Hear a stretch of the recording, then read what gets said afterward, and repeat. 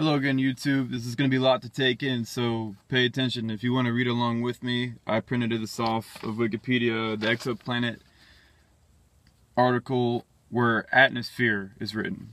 I'm going to go ahead and bring to light what's going on here and really try to explain things to the best of my ability. This one goes out to Edward de Bono, Lateral Thinking. I don't know if you guys have heard of this gentleman before. There he is right there. And there are the big differences. There you have the mathematical people who think everything is logical and is sequential. And here's people like my audience, a lot of my audience, and myself. So go ahead and look up that lateral thinking stuff, because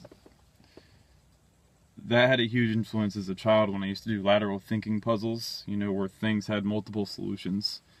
But anyways, as of February 2014, more than 50 transiting and 5 directly imaged exoplanet atmospheres have been observed, resulting in detection of molecular spectral features, observation of day-night temperature gradients, and constraints on vertical atmospheric structure.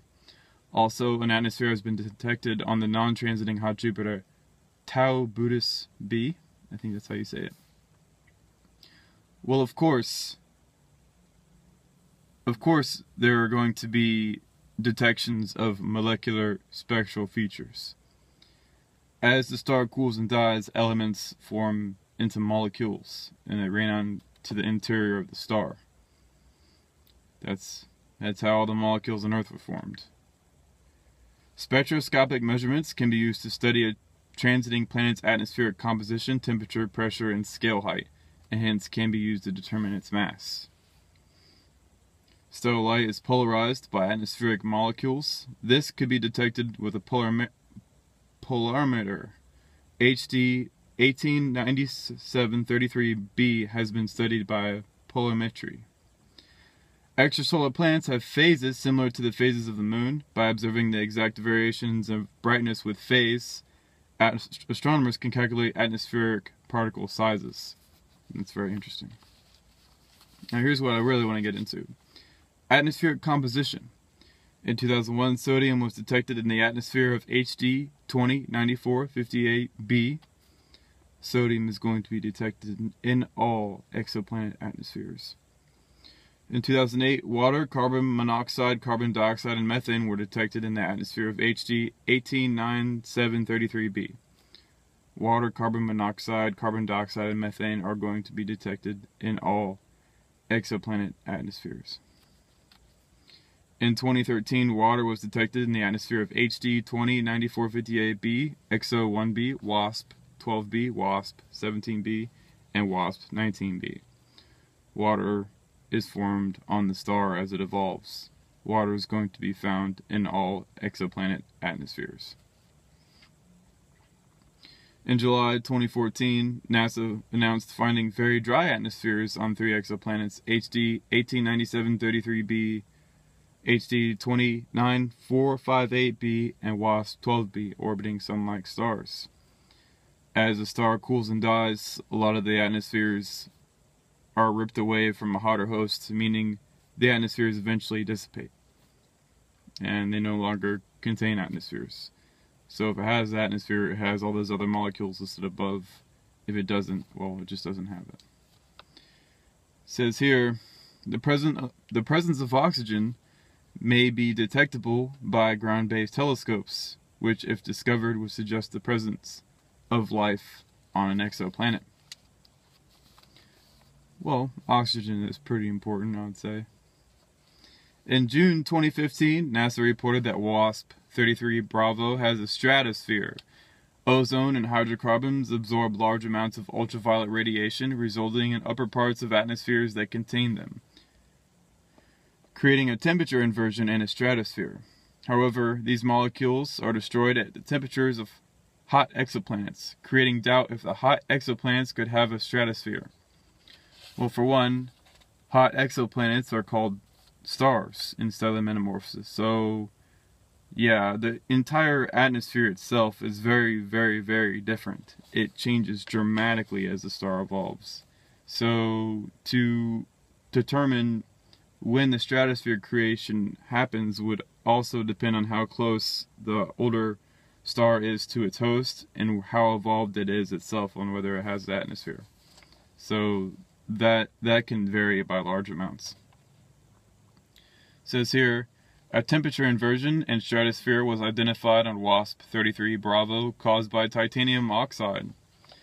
Titanium oxide is 1 titanium and 2 oxygen. I think it's like water, where it has 1 oxygen and 2 hydrogens, I think. I'm not sure. Which is a strong absorber of visible and ultraviolet radiation and can only exist as a gas in a hot atmosphere. Well, of course.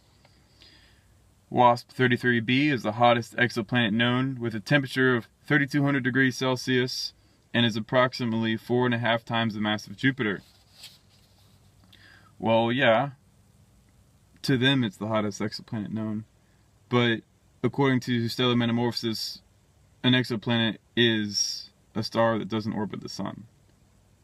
So basically every single star that doesn't orbit the sun is a hot exoplanet, meaning WASP 33b is not the hottest exoplanet known. The hottest exoplanet known is the hottest star, whatever that is. Atmospheric circulation. The atmospheric circulation of planets that rotate, evolved stars, that rotate more slowly or have thicker atmosphere allows for more heat to flow to the poles, which reduces the temperature differences between the poles and the equator. Of course, that's ignoring the internal structure of the star, because the main meat and potatoes of the star is its interior as it evolves. It's not just the surface alone. That's very myopic thinking. Clouds. In October 2013, the detection of clouds in the atmosphere of Kepler 7b was announced, and in December 2013, also in the atmospheres of GJ 436 Bravo and GJ 1214 Bravo. Oh yeah, of course. Cloud formation is a process that happens as the star evolves. The star gets cooler, and the plasma recombines in the gas, and clouds can begin forming. It's as simple as that. Elements combine with them to make molecules. Precipitation. Precipitation in the form of liquid, rain, or solid snow varies in composition depending on atmospheric temperature, pressure, composition, and altitude. Yes, they're right about that. Hot atmospheres could have iron rain. That does happen. Molten glass rain. That does happen. And rain made from rocky materials such as instantite, corundum, spaniel, and wollastonite. Corundum is rubies and diamonds, just so you know. And spaniel is, I think, garnet. So yes, rain made from those materials is happening right now inside of Jupiter, Saturn, Neptune, and Uranus. Right now. They're raining very strangely. It's not just water. And it says here, and helium-containing dissolved neon, but that's mostly theoretical. Abiotic oxygen. The processes of life result in a mixture of chemicals that are not in chemical equilibrium. Of course, because when a star cools and dies, it's not in equilibrium. That's why it's cooling and dying. It's non-equilibrium thermodynamics. But there are also abiotic disequilibrium processes that need to be considered. Of course, I just said that.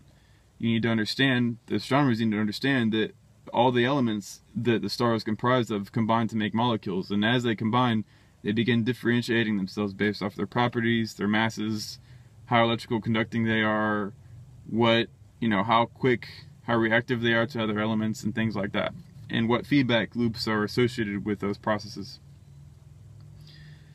I'm not going to go over the biosignature stuff. I don't think that has any real value, especially when we know that stellar evolution is the process of planet formation itself. But one thing I wanted to overview here. Okay, oh wow, okay, never mind. There was something I wanted to view. An abiotic oxygen in the middle. It says here, in the absence of such gases, the likelihood of buildup of oxygen also depends in complex ways on the planet's accretion history. Now, what they have on the planet's accretion history, internal chemistry, atmospheric dynamics, and orbital state. Well, the planet's accretion history is the process of star evolution itself.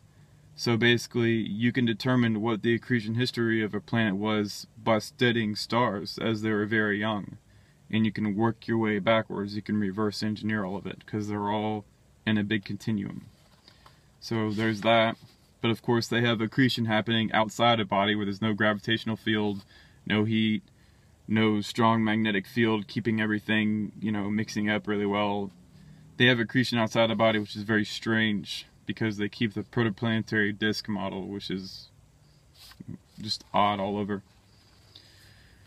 And then it has a nice picture of an artist's illustration of temperature inversion in exoplanet's atmosphere.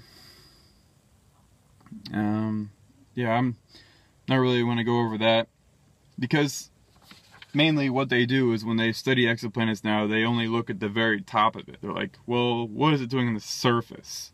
They realize that the main parts of a star's evolution are happening in its interior. So as a star evolves, it's the interior that changes the most. It's the interior that forms the planet. It's the interior that differentiates itself. And it's in the interior where the majority of the exothermic chemical reactions are taking place, where they combine to make bigger and bigger molecules. I think that's the most powerful explanation we have out there for why the Earth is comprised of all these molecules. You just can't form them absent anything to provide the activation energy to overcome the activation energy barrier to form the molecules in the vast quantities the Earth is comprised of. You just don't have the energy there in outer space without a gravitational field already, a very strong gravitational field already being there. Basically, the gravitational potential energy of a star is so big, when it collapses on itself, that energy is transferred to chemical bonding energy, and a lot of the energy is radiated away as well. So we have a very, very, very big process here. But as long as they keep the main philosophy that stars are byproducts, or no, planets are byproducts of stellar formation, they're never going to understand this. They're never going to put two and two together. You have to realize that the star, as it evolves and dies, it becomes the gaseous structure, which cools further, does really weird stuff inside of it as it differentiates itself and becomes the hard, rocky, life-hosting body. And until these scientists realize that, then their theories are just going to be, they're just going to be built off of air and fantasy. Alright, today is August, I think, 29th, 2015. Everybody have a good day.